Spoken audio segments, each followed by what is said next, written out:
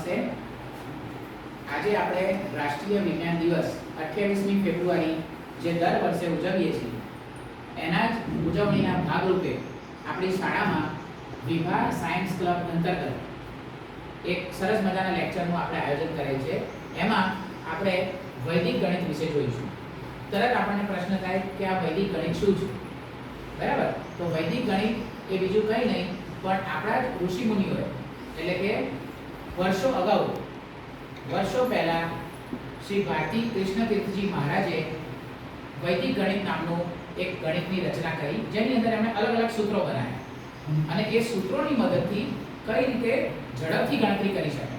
બરાબર, આપણે સૌપ્રથમ પહેલા જોઈએ એકાદુ રીત આપણે આજે જોવાની છે, પછી વધારે રીતનો અભ્યાસ પછી કરીશું.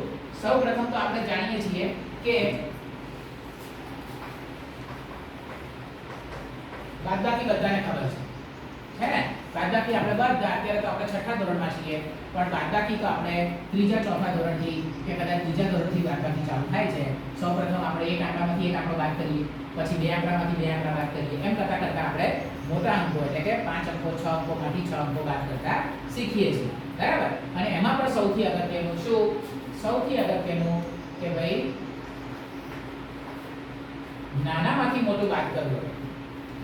7 માંથી 9 ના જાય, બરાબર છે?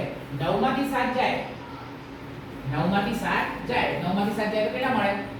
2. આપણે જાણીએ છીએ કે 9 માંથી 7 જાય 2 મળે, પણ 7 માંથી 9 જાય તો કઈ રીતે મળે? તો એ વખતે આપણે જાણીએ છીએ આપણી જૂની રીત. કઈ છે આપણી જૂની રીત? કે આપણે દસકો લઈએ છીએ. એનો મતલબ શું કે આ 5 એટલે હકીકતમાં કેટલા છે? 50 છે.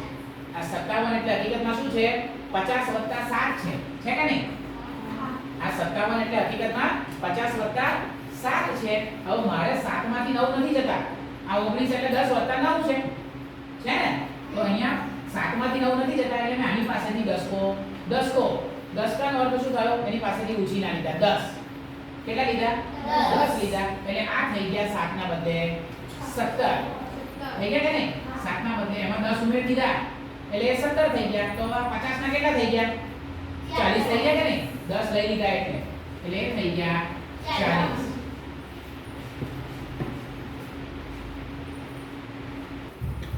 અહીં આપણે જોઈ શકીએ છીએ કે નાનામાંથી મોટો અંક બાદ કરવાનો છે, એટલે આપણે 10 કો લીધો. એટલે હવે 17 માંથી 9 જાય તો 8 અને 4 માંથી 1 જાય તો 3.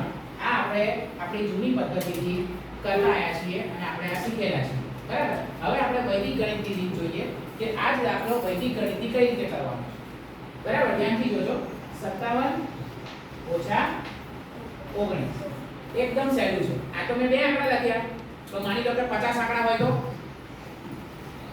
50 આંકડામાંથી 50 આંકડા બાદ કરવા હોય કે 10 આંકડામાંથી 10 આંકડા બાદ કરવા હોય તો આપણને વાર લાગે 10 કો લેવામાં. બરાબર, અમુક બાળકો 10 કો લેવામાં ભૂલ કરે છે. તો એના માટે જ આ વૈદિક ગણિતની સરળ રીત છે. અને એ જે મહારાજ જે ઋષિ મુનિ ભારતી કૃષ્ણતીર્થજી મહારાજે જે સૂત્ર લખ્યું અને એના આધારે આપણે ઝડપથી બાદબાકી કરી શકીએ. જોજો ધ્યાનથી. બરાબર, સૌથી પહેલા શું કરવાનું? ધ્યાનથી જોજો. પહેલી રકમ એમની એમ લખી દેવાની. પહેલી રકમ કઈ છે? 57. રકમ 57. પહેલી રકમ એમની એમ લખી દેવાની છે. હવે શું કરવાનું છે?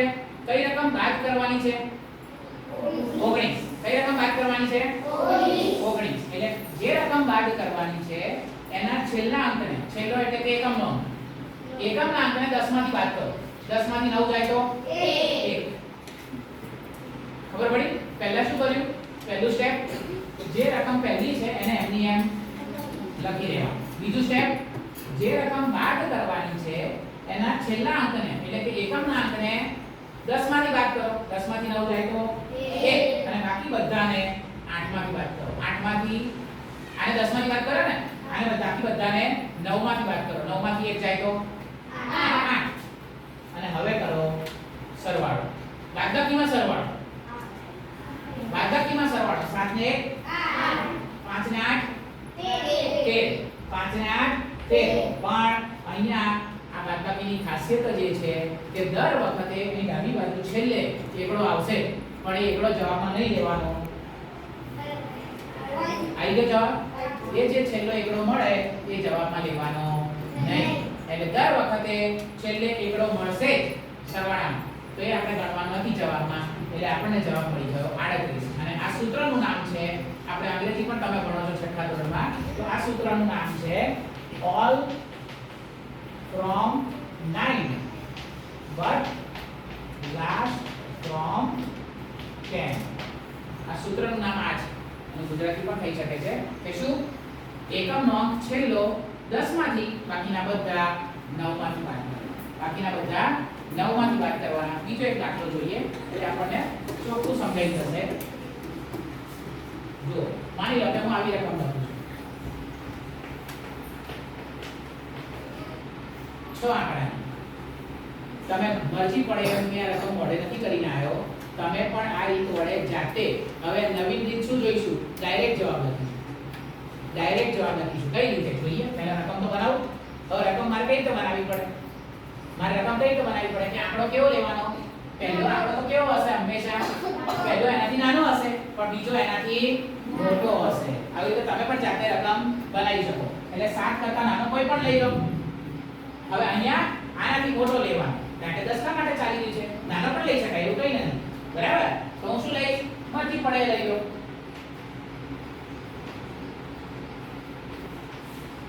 બની ગઈ રકમ. હવે આ રીતે આમ આપણી જુદી રીતે કરવા જઈએ તો વાર લાગે, પણ વૈદિક ગણિત જે આપણા ઋષિ મુનિઓએ શોધ્યું છે, વૈદિક ગણિત એ રીતે કરવા જઈએ તો ફટાફટ જવાબ આવે અને સીધો જવાબ આવે. કઈ રીતે સીધો જવાબ આવે? હવે